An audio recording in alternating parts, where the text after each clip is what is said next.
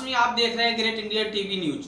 Great Indian TV news में आप सभी का स्वागत है। दोस्तों, आज हम मुमरा शहर की प्रसिद्ध शख्सियत साजिद शेख साहब के पास आए हैं, जो शहर में न्यू शरद बुलेटिन नामक एक अखबार चलाते हैं और वो न्यू शरद फाउंडेशन के ये एनजीओ है, इसके राष्ट्रीय अध्यक्ष भी हैं और इनसे हम चुनावी मुद्दे पर बात करेंगे। तो चलते हैं साजिद शेख साहब के पास। साजिद भाई, ये बताइए कि आप राष्ट्रवादी कांग्रेस पार्टी के फाउंडेशन मेंबर हैं और शहर में एक अखबार भी पिछले 10 सालों से चला रहे हैं। तो अभी ये चुनावी मामला चल रहा है, तो किस पार्टी का जनाधार आपको ज्यादा लग रहा है, इस पर क्या कहेंगे आप? जनाधार तो हमारा है ना, क्योंकि राष्ट्रवादी का जनाधार ऐसा है, कलवा से जो हमारी हद चालू होती है वो अंबरनाथ तक चलती है, बरोबर। और हमारे राष्ट्रवादी के उम्मीदवार ठहरे हैं बाबाजी पाटिल, हाँ, जो पहले नगर रोलिंग नगर से हो गए एनसीपी के, और काफ़ी होशियार आदमी है।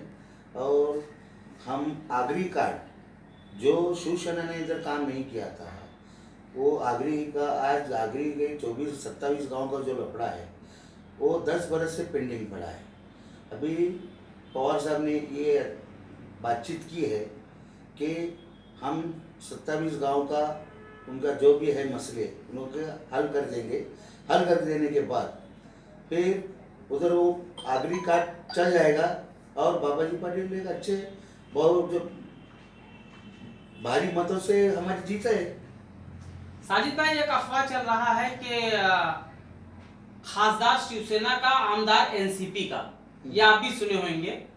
तो ये अफवाह है कि भाई खासदारगी में जो है एनसीपी के जो शीर्ष नेता हैं वो मतलब बहुत ज्यादा दमखम नहीं दिखा रहे हैं और शिवसेना का जो है खासदार हो जाएगा और विधानसभा का चुनाव आएगा तो एनसीपी का आमदार हो जाएगा, ऐसा लोगों में चर्चा है। तो इसकी क्या सच्चाई है, जरा इस पर रोशनी डालिए। अभी देखो, ये मुमरा तो चर्चाओं का शहर है, बराबर है, चर्चों का शहर है। अभी क्या ऐसा का होता है क्या कि शिवसेना का आमदार खासदार रहा तो फिर राष्ट्रवादी का आमदार से बात नहीं करना, मिनिस्टर बात नहीं करना। ये पार्टी अपनी अपनी जगह रहती है, विरोध तो पार्टी पक्ष अपनी जगह रहता है। जो वर्किंग पीरियड चलता है वो शिवसेना का भी चलता है और राष्ट्रवादी का भी चलता है। अभी कैसा है, इधर 2009 के बाद जो विकास हमारे पार्टी के आमदार जितेंद्र आह्वान ने किया है, मैं तो ये समझता हूँ, मैं तो आया हूँ 2004 में, यहाँ तो मुझे सब इधर तो पूरा क्या अलग ही दिखता था। लेकिन मैं क्या, आह्वान साहब हमारे पक्ष के, तो वो बात से नहीं बोलूँगा, लेकिन आदमी ने काम किया है। तो और यहाँ पे हमको ज़्यादा जो लोगों को बोलने की ज़रूरत नहीं है। क्या है, एक इधर चलेगा शरद पवार और राहुल गांधी कार्ड चलेगा और हमारे को मोदी मुक्त भारत बनाना है। जब यहाँ पर शरद पवार कार्ड चलेगा तो फिर गणेश नायक साहब इस सीट से पीछे क्यों हट गए? और भी दिग्गज थे जो चुनाव लड़ते, तो काफी मतलब मुकाबला बहुत मतलब टक्कर बहुत बड़ी हो जाती। तो ऐसे में जो है जो दिग्गज उम्मीदवार थे, चाहते तो यहाँ से लड़के सीट निकाल भी सकते थे, वो लोग पीछे हट गए और एक जो है नगर सेवक को इसका टिकट दिया गया। ऐसा क्यों?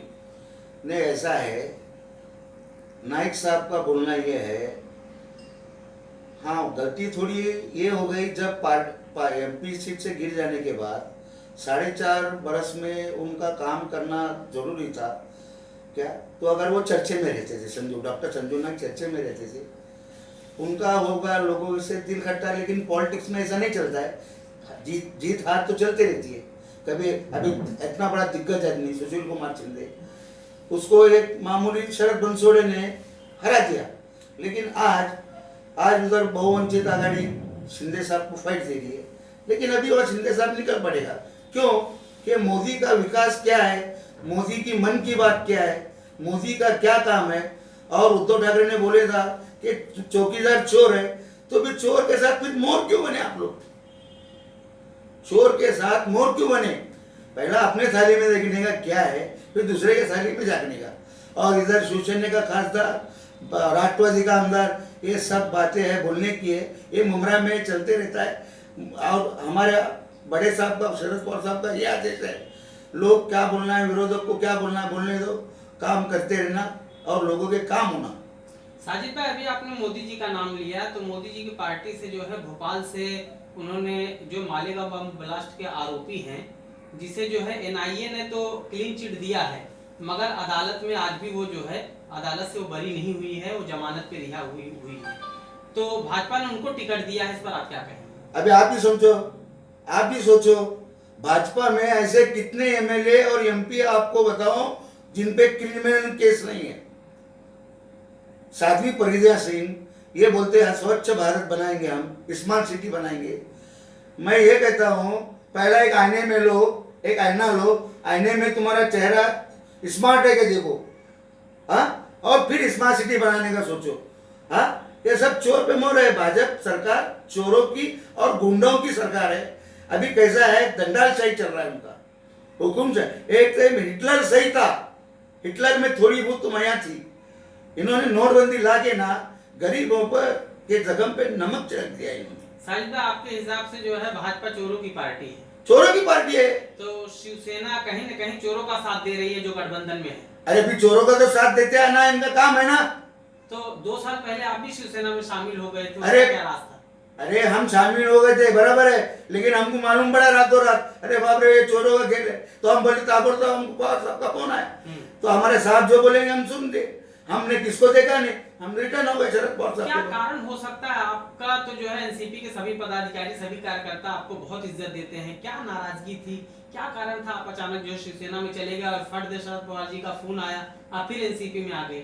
नहीं, दूसरी बात क्या है, टिकट हमें मिलता था। क्या है, टिकट हमें मिलता था।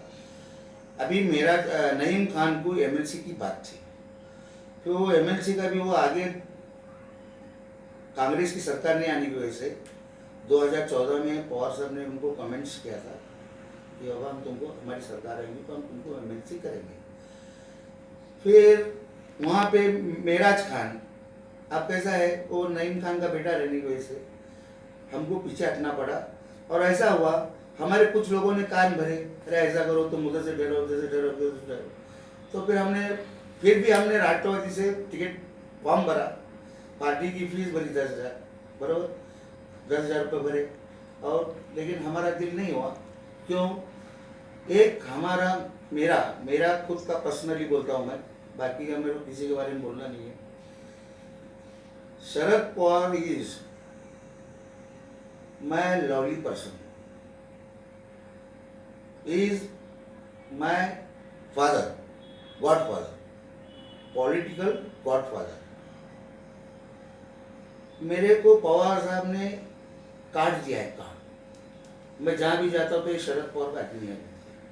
साजिद भाई, नईम खान साहब कांग्रेस छोड़ के एनसीपी में गए थे, हाँ, फिर एनसीपी उन्होंने अचानक छोड़ दी, फिर वो कांग्रेस में शामिल हुए, और अभी उनकी नजदीकियां जो है एकनाथ शिंदे साहब से बढ़ गई हैं।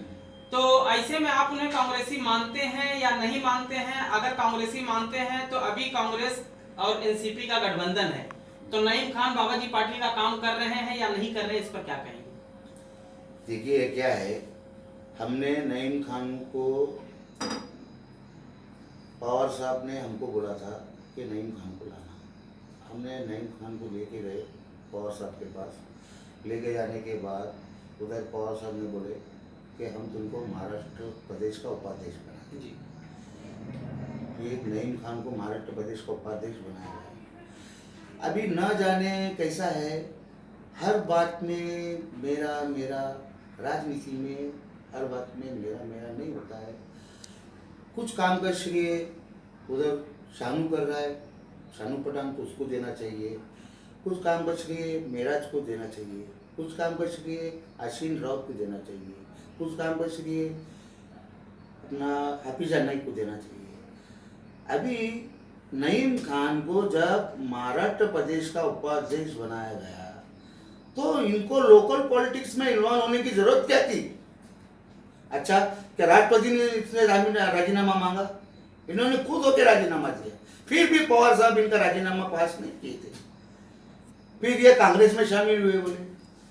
फिर जब हम अशोक चौहान से पूछे कि अशोक चौहान साहब आप तो मध्य प्रदेश के अध्यक्ष है, ते ठाण्याचे माजी महापौर नईम खान साहेब जे राष्ट्रवादीचे उपाध्यक्ष होते, त्यांना तुम्ही कांग्रेस पक्षामध्ये समाविष्ट केला का?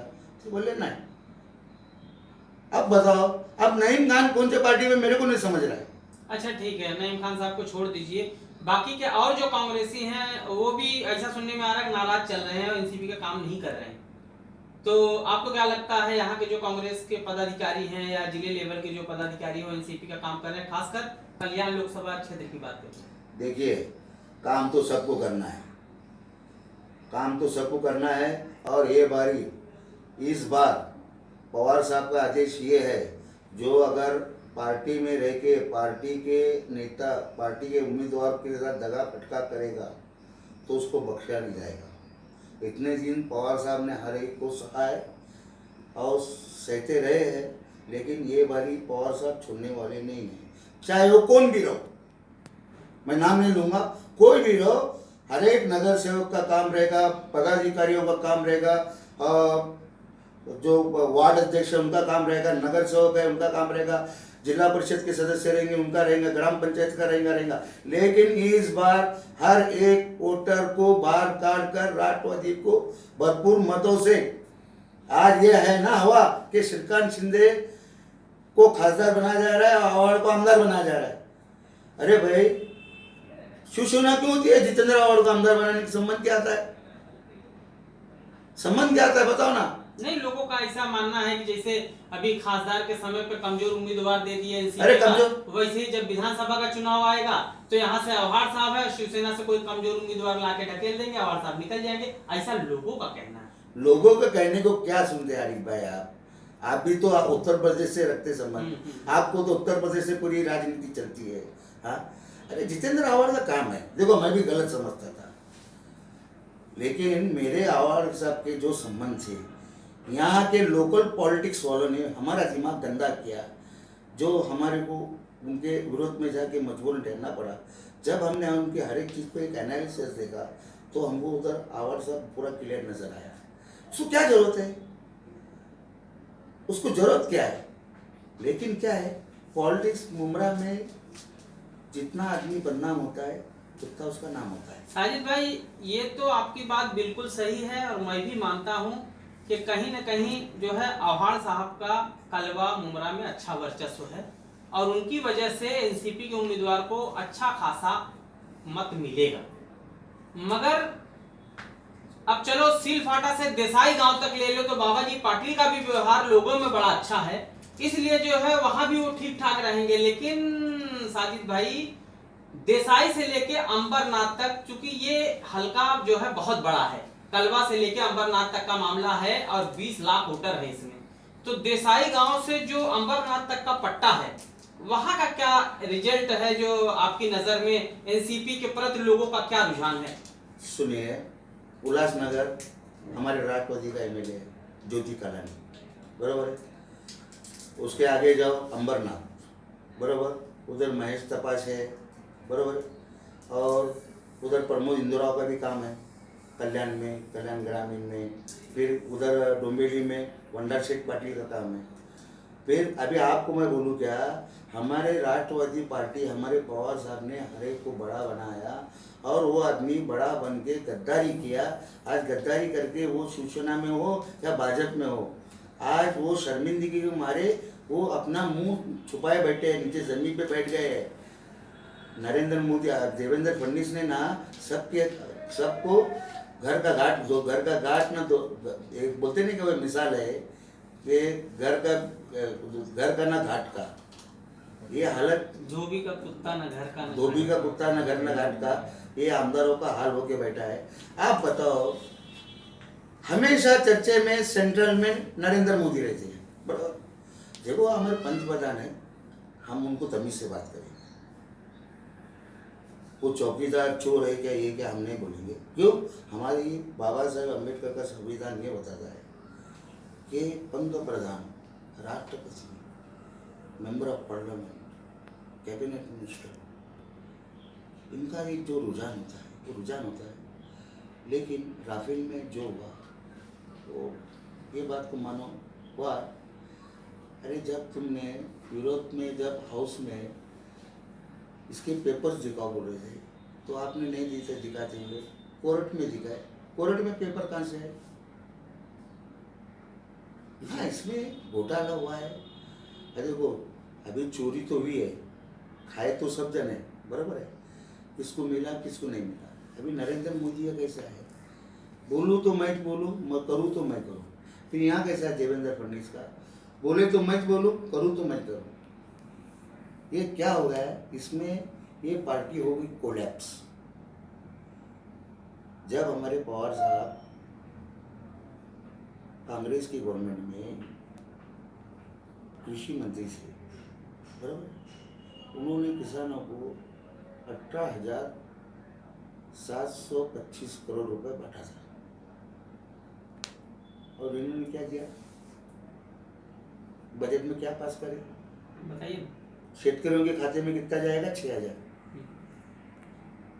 अब बताओ 6,000 बरस को जाएंगे, 5 बरस के कितने हुए? 6 पंजे 30,000, बराबर। अरे हमारे पवार साहब ने तो एक एक को 2-2 लाख 3-3 लाख दिया ना। और जब पैसे की कीमत थी, अभी 200-2,000 की नोट तोड़ने जाओ, शाम तक खत्म। दोस्तों तो इसी तरह से हम समाज की अच्छी बुरी खबरों की सच्चाई आप तक पहुंचाते रहेंगे। देखते रहिए ग्रेट इंडियन टीवी न्यूज।